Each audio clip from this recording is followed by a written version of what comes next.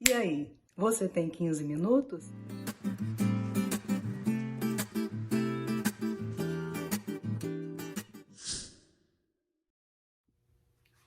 Olá! Hoje nós vamos falar o nosso próximo tema, que é o altar de Abraão muda o destino. Nós falamos então que Abraão levantou um altar, falamos de Isaac, que Isaac seguiu o caminho do pai, não é? Armou tendas, fundou poços, levantou altar. Isaac gerou 2 filhos. Claro que há mais história sobre ele, mas nós vamos nos ater neste aspecto específico. Isaac, ele teve então Esaú, mas acontece que, vindo Esaú, Jacó veio agarradinho no calcanhar do irmão. É tanto que os pais deram-lhe o nome de Jacó, Yaakov, não é? Ou como você pode dizer, Kev, porque Kev é calcanhar. E eles falaram, well, eu vou dar esse nome para ele, porque ele veio agarrado no pé do irmão.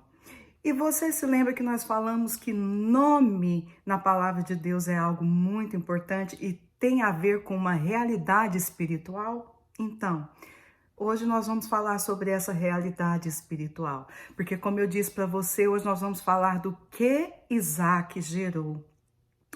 E Isaac, caminhando com Deus, seguindo os passos do pai, ele gerou a Jacó. Quando Isaac gera Jacó, Jacó nasce agarrado no calcanhar do irmão. Acontece que, por causa de uma vogal na língua hebraica, a calcanhar, como tradução para o nome, né? Aquele que é agarrado ao calcanhar, também tem uma outra condição de enganador, de engano, não é? E nós vemos que na palavra também, quando é ensinado, fala-se muito que ele enganou, que ele usurpou. Por que que nós vamos falar isso? Porque, na verdade, na história da palavra do Senhor verdadeira, Jacó realmente, ele tomou a bênção do irmão, vinda do pai, já velho, ele tomou a bênção da primogenitura, que é o propósito de Deus, porque o propósito de Deus estava ali para passar de geração em geração até chegar em Jesus. E foi isso que Jacó fez. Ele usurpou, ele enganou, ele roubou para chegar no seu sonho. E quando o Senhor falou com Jacó, ele em desespero buscou a face do Senhor. E ele ali, então, ele buscando a face do Senhor, lutando com o anjo, como a palavra fala, a gente sabe disso. Houve algo interessante ali, muito profundo. O Senhor perguntou para ele, qual que é o seu nome? Será que Deus não sabia qual que era o nome de Jacó? É porque aí está uma realidade espiritual muito séria. O Senhor lembrou a ele e queria que ele falasse da boca dele, porque o Senhor queria que ele falasse qual era a verdadeira situação em que ele se encontrava. Para o Senhor mudar a sua situação, ele precisa que você fale para ele a situação em que você se encontra. E o Senhor falou para ele, me fala qual é o seu nome, Jacó, né? Qual é o seu nome? Ladrão, não é verdade? Porque em Gênesis 27:36, Esaú mesmo fala, mas não é o nome dele Jacó? Aquele que me enganou, que me roubou, que me usurpou? Então aí a gente vê que não é apenas aquele que está agarrado ao calcanhar. A gente vê que, na verdade, espiritualmente, é aquele que engana. É aquele que usou do engano para chegar ao caminho da bênção, da promessa, daquilo que Deus tinha como propósito. E em Gênesis 32, 39, nós vemos essa realidade. Em Gênesis 32, 30, Jacó então chamou aquele encontro que ele teve com Deus, aquele encontro íntimo com Deus, onde ele passou a noite toda ali.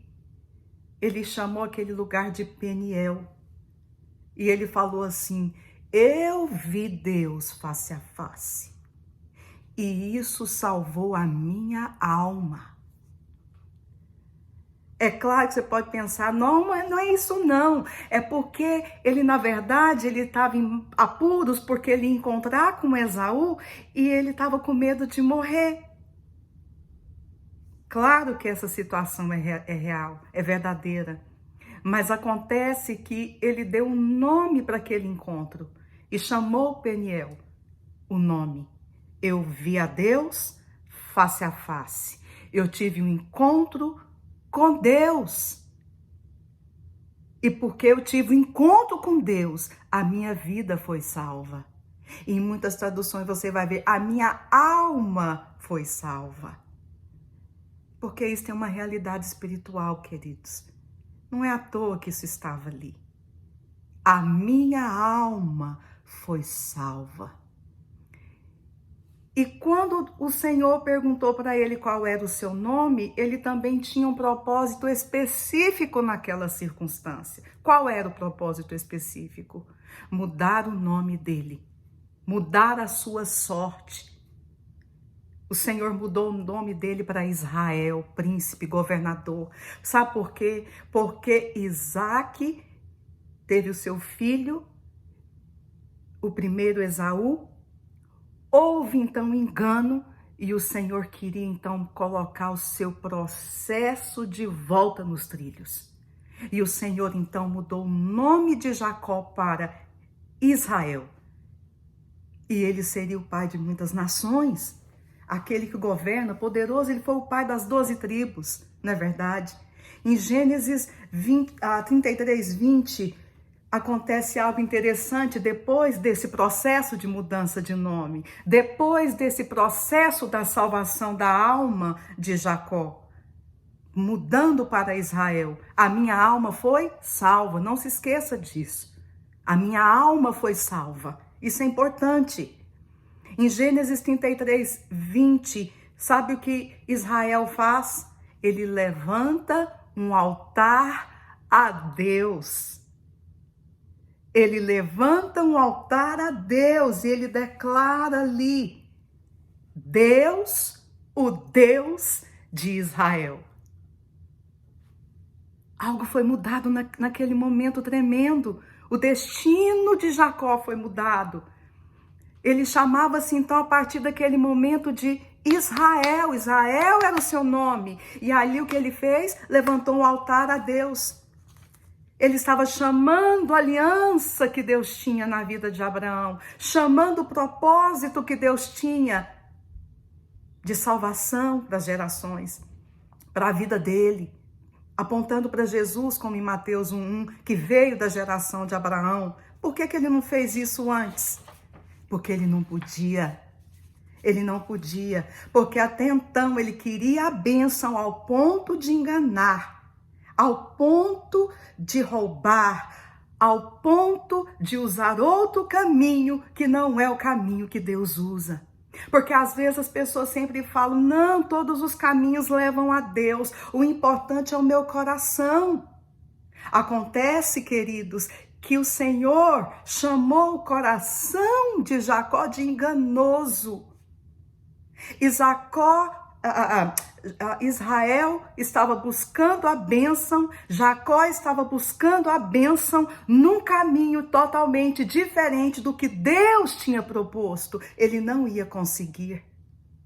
Deus não tinha proposto esse caminho, então nem todo caminho leva a Deus, nem todo caminho vem do Senhor. Jacó estava com o coração enganado e estava enganando.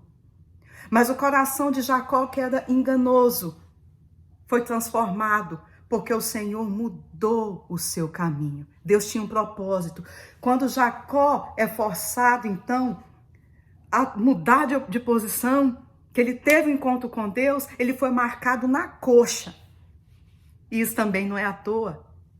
Foi mudado o caminhar dele, porque ele nunca mais andou como ele andava antes. O caminhar de Jacó foi literalmente transformado por Deus. O Senhor mudou o seu caminhar, o Senhor mudou o seu destino. Ele mudou o destino de Jacó totalmente. Ele teve a sua alma salva. É claro que há algo mais profundo do que apenas o livramento da ira de Esaú. A partir desse momento, no mundo espiritual, o propósito da continuidade, Israel seria pai de nações. Deus prometeu a Abraão em Gênesis 22, 17. E que deveras também te abençoarei e grandissimamente multiplicarei a tua descendência como as estrelas do céu e como a areia do mar que está na praia. As estrelas do céu, descendência espiritual, eu e você. A areia do mar, descendência natural, o povo de Israel.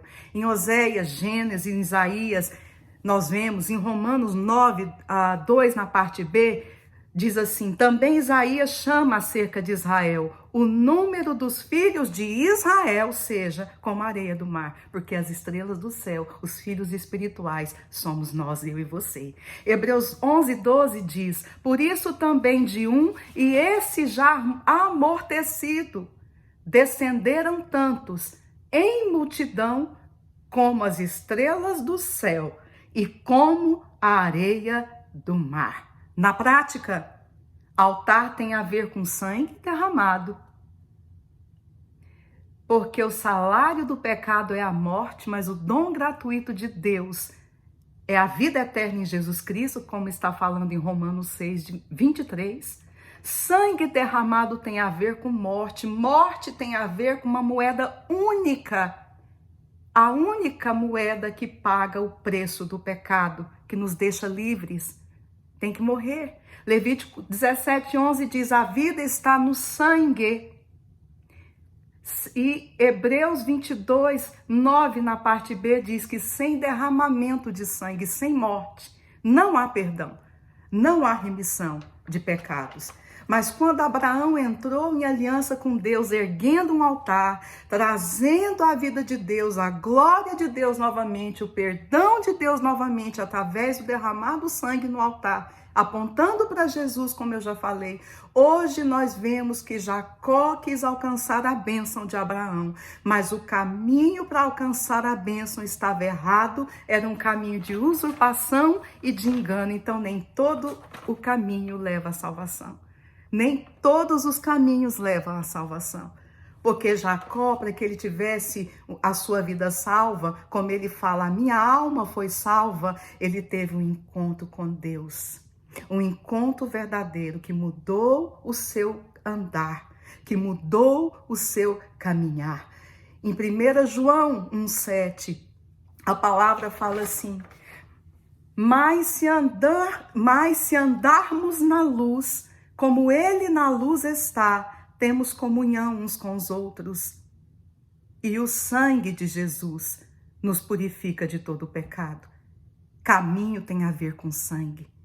Sem derramamento de sangue não tem como mudar o caminho. Sem você aceitar o que Jesus fez na cruz, recebendo ele como único salvador da sua vida, você não tem como mudar o seu caminho, porque nem todo caminho chega a Deus. Nem todo caminho chega a Deus. E há tempo para você. Qual que é o seu nome? Você pode falar agora. E você pode falar, Senhor, eu te aceito como meu Salvador. E o Senhor vai mudar o seu caminho. Hebreus 10, 19 diz que nós podemos ter a ousadia de entrarmos no santuário, que é a presença de Deus, pelo sangue de Jesus. E esse processo, esse sacrifício, em João 8,12 diz, eu sou a luz do mundo, quem me segue não andará em trevas, mas terá a luz da vida. João 14,6 diz, eu sou o caminho, a verdade e a vida. Ninguém vem ao Pai a não ser por mim. Não é vai, é vem, porque Ele é Deus. Atos 4,12 diz, em nenhum outro há salvação, porque também debaixo do céu nenhum outro nome houve, nem há dentre os homens, pelo qual importa que sejamos salvos.